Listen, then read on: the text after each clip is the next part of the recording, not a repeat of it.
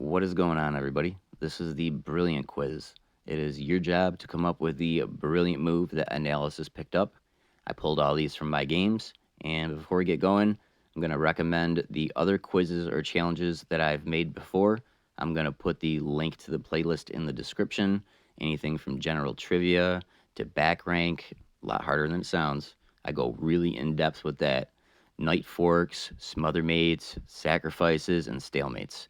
I would definitely recommend at least check out the stalemates because there's really not too much stuff about stalemates on YouTube. So I don't want to waste your time. Let's jump right into this with problem number 1. We're going to start off on the easier end of these brilliant moves, and we're going to move on to more difficult towards the end.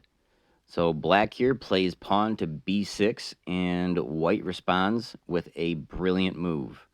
Give you 3 seconds to pause the video if you'd like. 1, 2, and 3.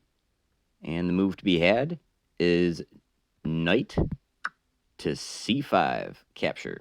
Brilliant. The reason why this is a brilliant move is because you're throwing your knight in danger and you get a free pawn. If black makes the mistake of capturing your knight, you can bring your queen to f3 and you're jeopardizing capturing the rook.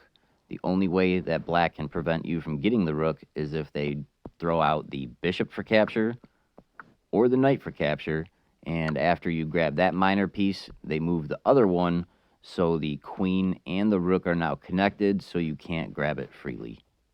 As we truck along through this quiz, just keep a mental note of how many you get correct. So in this game, black plays the move capture c3 with their pawn, and white makes a brilliant move here, and I'll give you 3 seconds to pause the video if you need it. 1, 2, and 3. The move is bishop capture f7 exclam. Brilliant. The reason why it's a brilliant move is because you're sacrificing the bishop, and once the king captures the bishop, you can bring your queen to d5, checking the king, and you will pick up the dark squared bishop on c5. You don't have to capture it right away.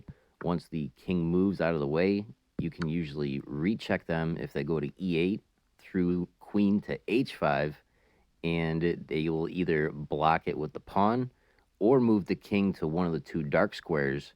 If they go to one of the dark squares, when you capture the bishop, it'll be check again, and if they block it with the pawn, you will recapture their pawn when they capture b2 with your bishop, which will slice down and be able to attack the rook, which is now exposed.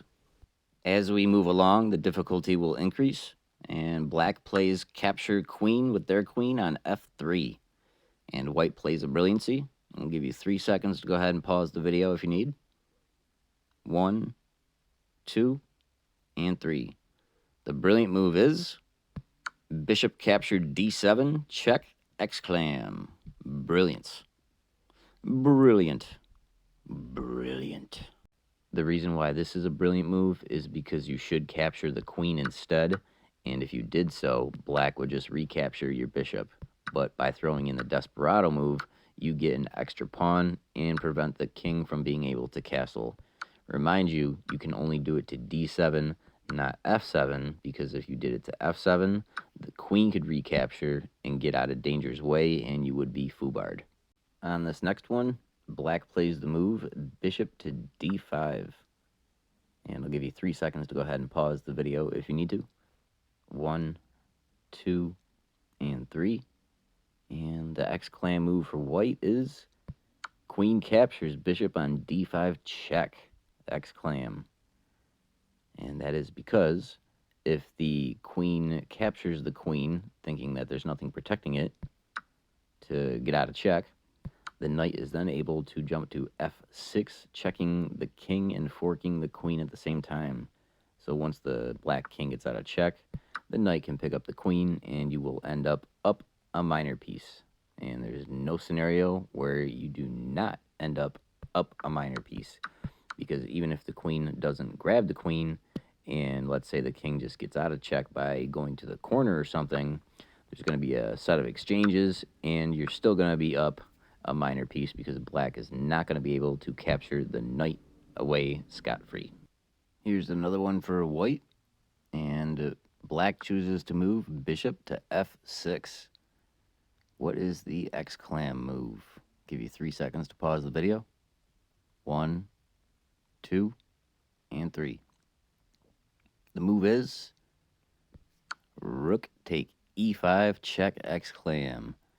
And the reason why that this is an X-Clam and is better than the alternative is after the bishop takes the rook, the queen takes the bishop with check. And the king, to avoid losing the rook, has to move to f7 and now loses castling rights. The alternative, it's not too much worse. It's about, the X-Clam moves about 10 for white, and the runner-up is 8, which is just dropping back to g3 with the queen, and then black will put the queen in front of the king. You have to develop your other knight if you want to score good, and then that allows black to castle. So it's much better, the X-Clam move, because you expose black's king. On this next one, it's definitely a beauty. Black plays the move rook to c8, jeopardizing the bishop. I'll give you 3 seconds to go ahead and pause the video now. 1, 2, and 3. The brilliant move is rook capture a7 X-Clam. Do you guys understand why yet? That prevents the rook indirectly from capturing the bishop, because if the rook does capture the bishop, that means that the rook can check the king on a8, and they can't block with the rook because that would be game over. So they literally have to just give up the knight outright. And once you capture the knight, they can go ahead and take the king and run off with d7. On this next problem, black just moved his rook from h8 to g8, hitting that bishop. It's white to move and white to X-Clam. What it be? What it do? Give you 3 seconds to pause. 1, 2, and 3. The move of the day is bishop h5 capture. Boom. And basically this prevents black from capturing the bishop, because then queen h8 check would pick up the rook. Black's best move after h5 with the queen is actually just castling along. We are team black this time, and evaluation's about even, and white makes the move queen d3 to d2.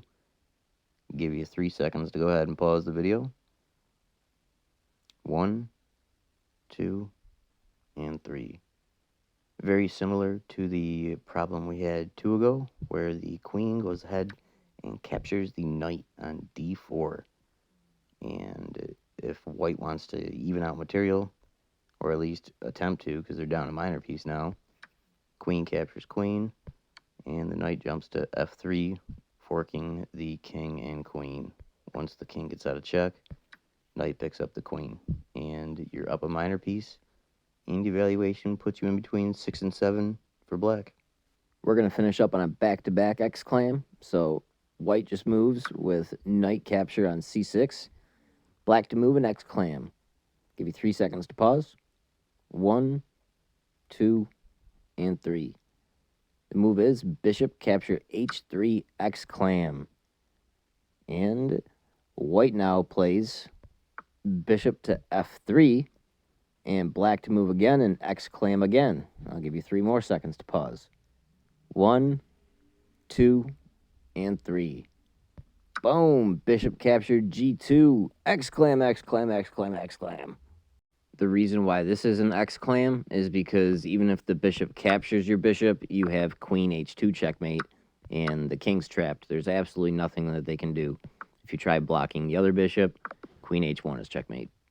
Backing up, the reason why the first bishop move was an X-Clam is because if no attention is given to it, bishop captures g2, and it's the exact same scenario. Queen's threatening h2 and h1. Furthermore, if the bishop is actually captured, then the rook can come in and take out the e3 bishop, and if the rook gets captured, then it's checkmate in 2. Queen g3 check, king to h1, queen h2 checkmate. That'll wrap it up without over-explaining. I'm very curious on how you all did. Throw it in the comments what you got out of 10. If you got more than 5, you're a fucking rock star. Thank you very much for participating. I'll catch you on the next.